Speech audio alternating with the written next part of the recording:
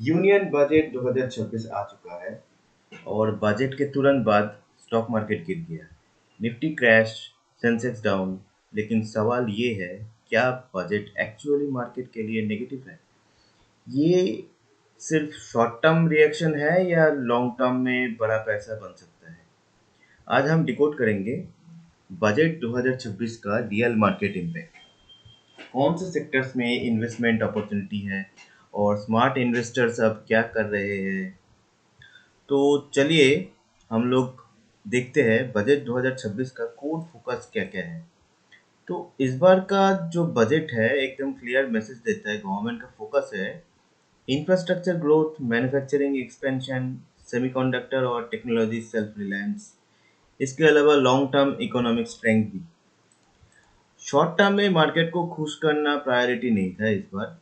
Long term India को global manufacturing power बनाने का प्रायोरिटी था।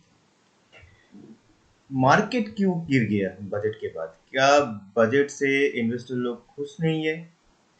मोटा मोटी जो बोला जा सकता है, इन्वेस्टर नहीं, ट्रेडर लोग खुश नहीं है।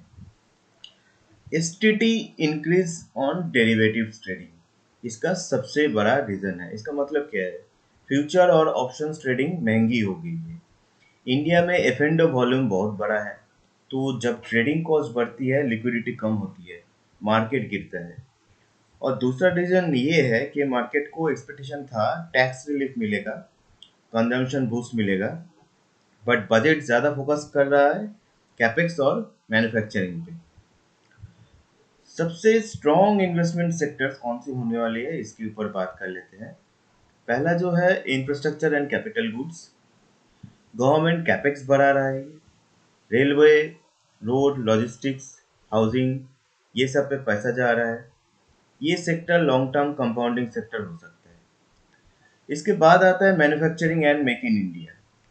इंडिया चाइना पे डिपेंडेंसी कम करना चाहता है।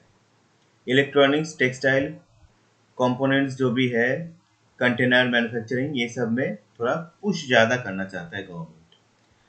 नेक्स्ट आता है सेमीकंडक्टर एंड इलेक्ट्रॉनिक्स। ये नेक्स्ट 10 साल के लिए मेगा थीम हो सकता है। AI, EV, defence, data centre, सब सेमीकंडक्टर पे डिपेंडेंट करता है। इसके बाद जो आता है defence and strategic manufacturing. India defence export power बनना चाहता है। Long term defence manufacturing companies इसका बेनिफिट ले सकते हैं। और pharma and biotech, health care, infra, इसके ऊपर गवर्नमेंट ज़्यादा पुश करना चाहता है। और कौन सा सेक्टर में अभी शॉर्ट टर्म के लिए प्रेशर बना हुआ है, चलिए देखते हैं।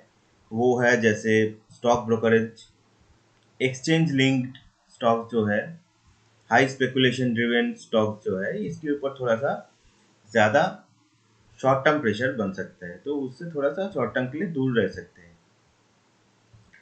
तो गोल्ड पे कोई इम्पैक्ट आ सकता है कि नहीं, ये भी सोचने वाली बात है। जैसे अभी इस हफ्ते में देखा कि गोल्ड और सिल्वर ड्रामेटिक क्रैश हुआ है, जो लास्ट 50 साल में ऐसा देखा नहीं गया है, ऐसे क्रैश हुआ है। तो मुझे जो लगता है, गोल्ड के एनालिसिस के ऊपर मैं एक वीडियो दिया था। मुझे लगता है, और सबसे दुनिया का सब बड़े बड़े एक्सपर्ट को भी ये लगता है कि गोल्ड बढ़ेगा ही। ये सिर्फ शॉर्ट टर्म करेक्शन है।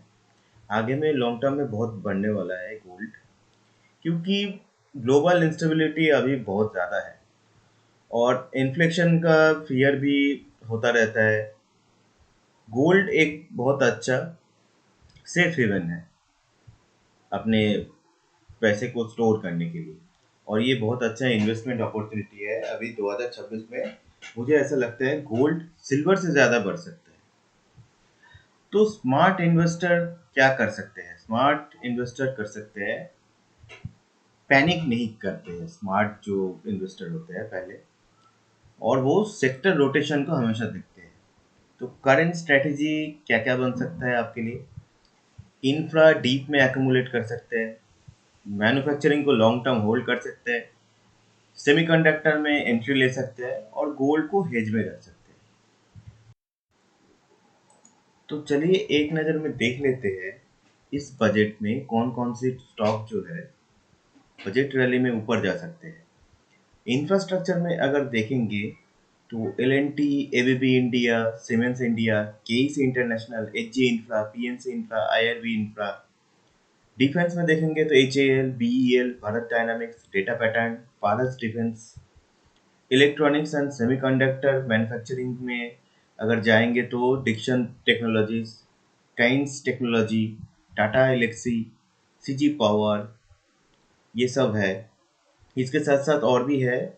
फार्मा में अगर देखेंगे तो Sun pharma, doctor Reddy, Divi's labs, Laurus lab, Biocon. Power और एनर्जी सेक्टर में जाएंगे तो NTPC, power grid, Tata power, KPI green, Adani green है। सीमेंट स्टील में जाएंगे तो अल्ट्राटेक सीमेंट है, श्री सीमेंट है, JSW स्टील है, टाटा स्टील है।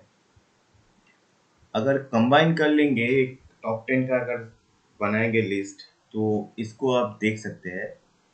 L&T, HAL, BEL, Dixon tech, Kaynes tech, Sun pharma, NTPC, power grid, UltraTech cement, Siemens India, ये सारे स्टॉक इन्वेस्टमेंट के लिए अच्छा रहेगा। तो ये जो वीडियो है ये जनरल बजट का एनालिसिस है, उसके ऊपर मार्केट में क्या क्या इम्पैक्ट हो सकता है इसके ऊपर है।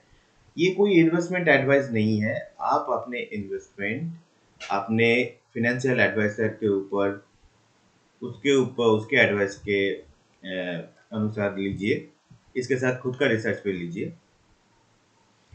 तो आने वाले जो वीडियो है, नेक्स्ट वीडियो में हम बात करेंगे आने वाला नेक्स्ट वीक का प्रेडिक्शन के बारे में। तो चलिए मिलते हैं।